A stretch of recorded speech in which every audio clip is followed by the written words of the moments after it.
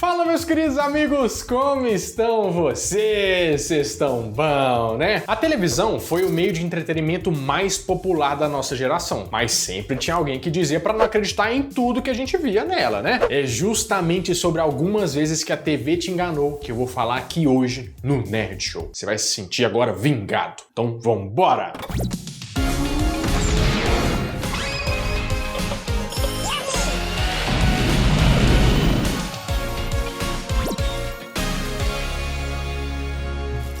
O João Kleber é uma figura célebre aí da televisão brasileira, que sempre esteve nos confins das emissoras mais duvidosas, fazendo coisas dos gostos mais duvidosos.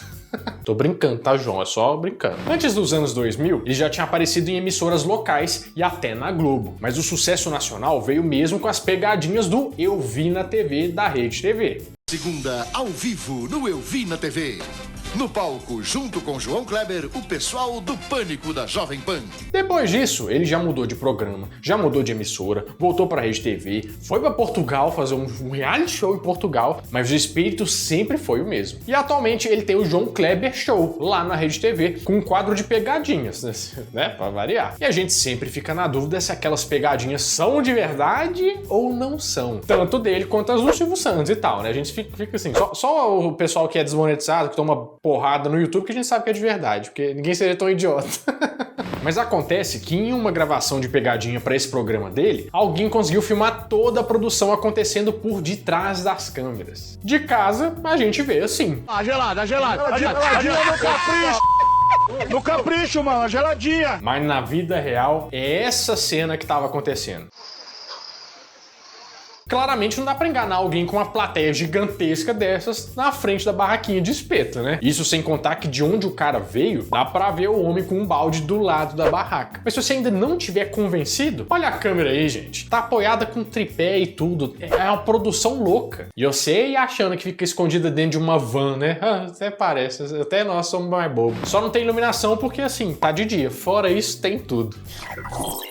Outro apresentador que de tempos em tempos muda alguma coisinha, some um pouco, mas sempre volta o mesmo, é o Ratinho. E o programa do Ratinho é um grande clássico da SBT, que estreou em 98, sendo que ele seria uma das contratações mais caras da emissora até então. E parecia que o investimento tinha valido a pena, porque a audiência do programa era excelente e ameaçava inclusive o Ibope da novela das 8, chegando a passar a Globo em alguns momentos.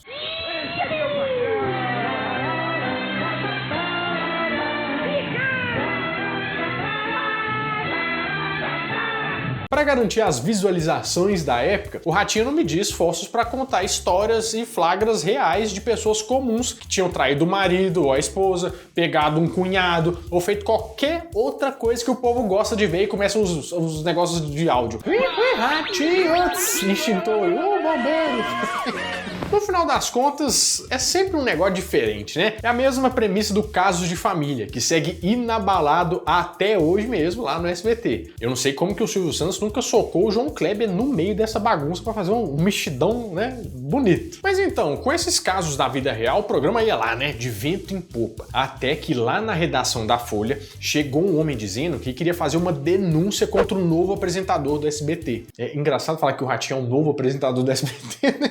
O jornalista Daniel Castro foi ver o que se tratava e era um homem humilde que tinha participado de um dos casos do programa, onde a esposa teria traído ele com um homem e ele teria filmado tudo. Só que, na verdade, é que ele era um homem desempregado que só tinha topado fazer o papel por conta do cachê de R$100, que era uma bela grana lá em 98. Foi aí que o jornalista começou a investigar e descobriu que existia uma agência de freelancers especializada em encontrar pessoas desesperadas por um emprego, que topassem fazer qualquer cena na televisão. E o pior é que até a pancadaria que rolava era instruída pela produção. Você acredita num negócio desse? Pior que você deve acreditar, né? Porque Acertou, miserável. depois que a matéria foi publicada, foi uma treta pra tudo quanto é lado. A audiência do programa caiu e chegou ao ponto do próprio Ratinho admitir a história e dizer que seria demitido junto com a equipe toda. Até o Ministério Público e os Direitos Humanos entraram na história, porque no final das contas, o programa expunha ao ridículo pessoas necessitadas e vendia isso como uma história verdadeira. Dessa época aí, só o teste de DNA sobreviveu e tá aí até hoje.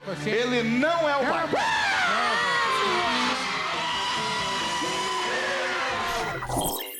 E na saudosa MTV dos anos 2000, além dos programas brasileiros que a gente adorava, também tinha um monte de programa gringo que passava na grade com legendas em português ou até dublados. Um dos mais legais, que o pessoal mais gostava, era o MTV Cribs, que mostrava a casa de algumas celebridades. Você lembra desse programa? MTV Cribs is here.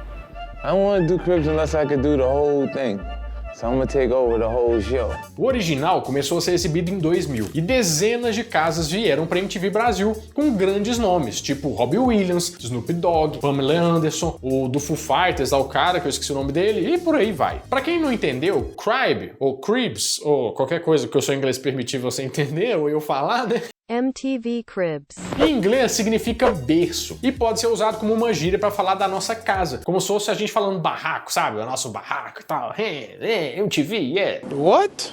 O programa era um sucesso. Teve mais de 180 celebridades participando do rolê pela casa. Mais ou menos igual a tour pelo apartamento que acontece no YouTube, né? Gente, hoje é o dia da tour pela nossa casa. Só que aí que veio a bomba. Em 2004, um homem moveu um processo contra a MTV por terem gravado o interior da casa dele sem autorização. Quando foram ver, a casa desse cara era a casa que o rapper Ja Rule tinha aparecido no episódio dizendo que era dele. Hoje agora quem faz isso são os youtubers, né? E o pessoal do marketing digital. Você quer ganhar uma Ferrari que nem essa aqui? Vum, arrasta pra cima. Depois disso, vários casos de celebridades que não tinham mostrado uma casa deles começaram a pipocar de vez em quando, sendo que em alguns deles a própria MTV alugava a casa, fazendo a gente de trouxa. Porque a gente assistia pensando que a casa era daquele jeito porque o artista quis. Os fãs deviam ficar super felizes de ver essa intimidade, né? Para no final das contas ser só um cenário. Um dos casos mais famosos foi do cantor britânico Robbie Williams, que mostrou uma casa, mas depois a atriz Jane Seymour acabou soltando que a propriedade era dela. O que aconteceu? É que os dois eram amigos. Eles estavam alugando o lugar, mas depois em outro episódio ele mostrou a casa dele de verdade. E a cantora Jojo? Hey, this is Jojo. Você lembra dela? No episódio que ela aparece, a casa filmada era de um tio dela. Hey, I'm Jojo. Welcome to my crib. Come inside. É mentira. E o 50 Cent não mentiu sobre a casa dele, mas as 3 Ferraris que estavam na garagem eram alugadas. Let me show you some of my cars. Mentira. Marketing digital, foguete não tem ré. No episódio das Destiny Childs, né? Say my name, say my name. Que se você não sabe é o grupo da Beyoncé antes da carreira solo dela. Fez de tudo pra gente acreditar que elas moravam juntas numa mansão no Texas. Welcome to our crib. Please come on in. Mentira. Além disso não ser verdade, eles deram um jeito de enfiar uma publi no meio, né? Pra divulgar um sapato que patrocinava elas, como se fosse alguma coisa assim super natural. Outro programa americano que veio traduzido pra cá foi o Pimp My Ride, que era de reforma de carro. Pois é, esse lata velha gringo dava um trato monstruoso nos carros das pessoas e deixava quase todos parecendo uma miniatura de Hot Wheels, né? Assim, man, vou colocar aqui um PlayStation, aí aqui vai ter 7 LCDs, porque o carro, quanto mais LCD, melhor ele ficava pra eles. Pra quem gosta de carro, o programa era um prato cheio, porque eles faziam um trabalho perfeito nos carros que apareciam lá. Pena que era tudo mentira, né? Olha só pra você ver. O site HuffPost resolveu conversar com pessoas que tinham participado do programa quase 10 anos depois da exibição. E vários deles afirmaram que tudo não passava de uma fachada. E a fachada literalmente, porque foi quase uma unanimidade. Visualmente, o carro tinha ficado muito bonito, mas por dentro as coisas eram as mesmas. Motor, parte elétrica, os caras não arrumava nada. Em alguns casos foi dito que o carro estava velho, mas funcionava, e depois do programa parava de funcionar por não conseguir aguentar todas as modificações estéticas. Um dos caras que levou o carro lá falou que precisou trocar a suspensão e os pneus do carro um mês depois de ter recebido o veículo do programa, porque o carro ficou mais pesado, mas eles não trocaram absolutamente nada para compensar isso aí. Além de mostrar que é muito fácil enganar a gente, isso também mostra que às vezes ficar com seu Corsa 98 é a melhor opção que você tem por aí. Você tá aqui aí, né? Eu tô te vendo rir. Você tá vendo como é que é divertido o Net Show? Então inscreve que eu sei de segunda a sexta vai ter diversão garantida, tá? E também um pão de queijo de vez em quando. Às vezes, aceita? E eu não queria, eu juro, eu não queria ser repetitivo e tal, mas eu vou ter que falar do João Kleber mais uma vez, mas a culpa não é minha, foi ele que te enganou de novo. Não me diga. Dessa vez foi no programa Canal Aberto, também na Rede TV. Ele levava algumas pessoas com histórias muito sofridas pra contar no palco, né? Aí, oh, meu Deus, minha história sofrida, máquina de fraldas. Isso era no Gugu, mas também encaixa aqui. Compacta fraldas. A plateia e muita gente da casa ficavam emocionadas, né, com as histórias que rendiam uma audiência bem boa. Só que em nome dos profissionais da televisão, pelo menos foi assim que ela falou em 2002, a Claudete Troiano decidiu expor tudo no seu programa, que era concorrente na Record, o Note a Note. Você lembra? A respeito deste caso apresentado na televisão como verídico, uma grande mentira. Ela passou alguns trechos de uma história desse homem que chocou todo mundo ao contar que ele apanhava do próprio filho. Depois ela conversou com um homem que disse ser ator, tanto ele quanto o filho que apareceu no João Kleber. Eu fiz a história do meu filho rebelde, que eu apanhava do meu filho. Podia ter sido só essa, mas a Claudete estava empenhada e mostrou outros casos de mentira, fazendo tipo um exposed nunca antes visto na televisão brasileira. Então a dramatização seria eu interpretando uma mãe que desconfiava da sexualidade do filho. É lógico que João Kleber não ficou nem um pouco feliz com essa história e também rasgou o verbo ao vivo, dizendo que a Record fez a proposta para ele, mas como ele não tinha aceitado, ele estava mentindo para destruir a imagem dele. Da mesma forma que a Rede Record me procurou para eu ir para a Rede Record trabalhar por um contrato milionário, podia ter me chamado e dizer o seguinte: João Kleber, você que é apresentador do programa, vou te alertar de uma coisa, estão te enganando.